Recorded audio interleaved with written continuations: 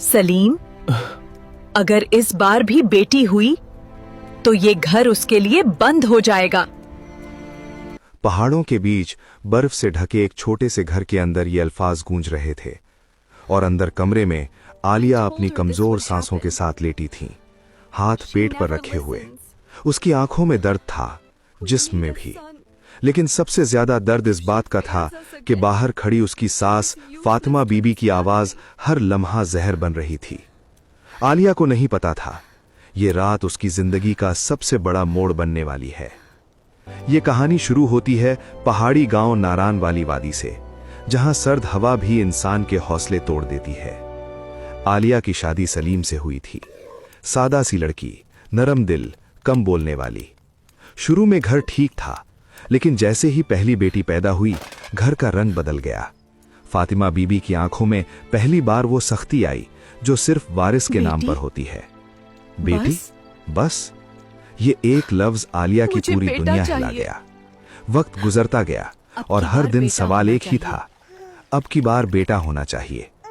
आलिया खामोश रहती क्योंकि वो जानती थी इस घर में खामोशी ही उसकी हिफाजत है, लेकिन अंदर ही अंदर वो टूट रही थी। एक बर्फानी रात जब हवा दीवारों से टकरा रही थी, आलिया को शदीद दर्द शुरू हुआ। सलीम, मुझे लगता है वक्त आ गया है। सलीम घबरा गया। फातिमा बीबी बाहर खड़ी सब सुन रही थीं। देखते हैं आज क्या निकलता है। कई घंटों बाद एक बच्चे की आवाज घर में गूंजी, लेकिन दाई की आवाज ने सबको रोक दिया। बेटी हुई है। खामोशी, भारी खामोशी। फातिमा बीबी का चेहरा सख्त हो गया। मैंने पहले ही कहा था। सलीम कुछ नहीं बोल सका और आलिया, वो अपनी नवमौलूद बेटी को देख रही थी। आंसू आंखों से गिर रहे थे, मगर हाथ फिर भी मजबूत थे, क्योंकि मां का दिल कमजोर नहीं होता। चंद दिनों में घर का माहौल जहर बन गया। हर बात पर ताना, हर सांस पर इल्जाम। ये घर में बदकिस्मती लेकर आई है, फातिमा बीबी कहती। आलिया सब सुनती रहती, लेकिन जवाब नहीं देती। फिर वो दिन आया जब सब कुछ खत्म कर दिया गया। सलीम को अलग ले जाकर फातिमा बीबी ने कहा, अगर ये औरत यहां रही तो मैं नहीं रहूंगी। सलीम खामोश रहा। ये खामोशी फैसला बन गई। एक सर्द सुबह आलिया को घर से निकाल दिया गया, हाथ में एक छोटा सा कपड़ा और गोद में 2 बच्चियां। चली जाओ। दरवाजा बंद हो गया। बर्फ पर चलती हुई आलिया के पांव जम रहे थे, लेकिन वो रुक नहीं रही थी। उसके अंदर सिर्फ एक चीज थी, मेरी बच्चियां। वो पहाड़ी रास्तों पर चलती रही, रात बढ़ती रही और उम्मीद कम होती रही। इसी दौरान एक पुराना सा झोपड़ी नुमा घर आया, जहां एक बूढ़ा शख्स बाबा रहमत रहता था। उसने आलिया को देखा और फौरन अंदर बुला लिया। बेटी, तुम यहां कैसे? आलिया ने रोते हुए सब बताया।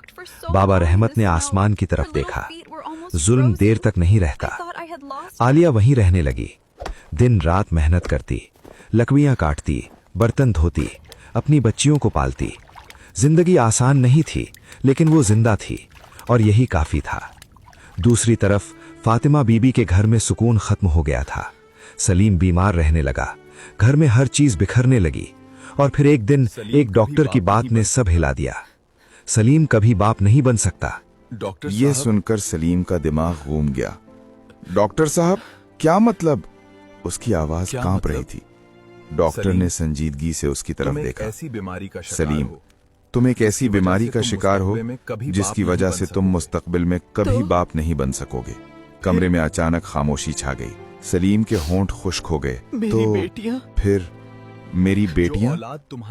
जो औलाद तुम्हारे पास है वही तुम्हारी आखिरी औलाद है। इसके बाद कोई बच्चा मुमकिन नहीं। सलीम के अंदर दुनिया टूट गई। उसे सब याद आने लगा। आलिया पर शक, मां का दबाव और वो जुल्म। वो दौड़ता हुआ पहाड़ों की तरफ गया। आखिरकार वो बाबा रहमत के घर पहुंच गया। आलिया सामने खड़ी थी। आलिया, सलीम की आवाज कांप रही थी। मुझे माफ कर दो। वो जमीन पर गिर गया। आलिया खामोश थी, फिर आहिस्ता से बोली, जब मैं रो रही थी तब तुम कहां थे?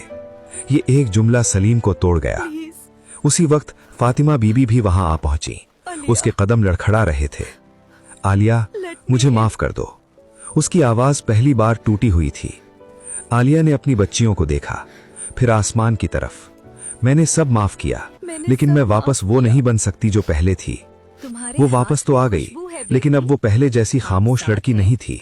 अब वो मजबूत थी, अपने फैसले खुद करने वाली। और फातिमा बीबी, वो हर रोज अपनी गलती को याद करती और खामोशी से आलिया की मदद करती, क्योंकि उसे समझ आ गया था बेटियां बोझ नहीं होती, बल्कि वो घर की रहमत होती हैं, और जुल्म का अंजाम हमेशा पछतावा होता है।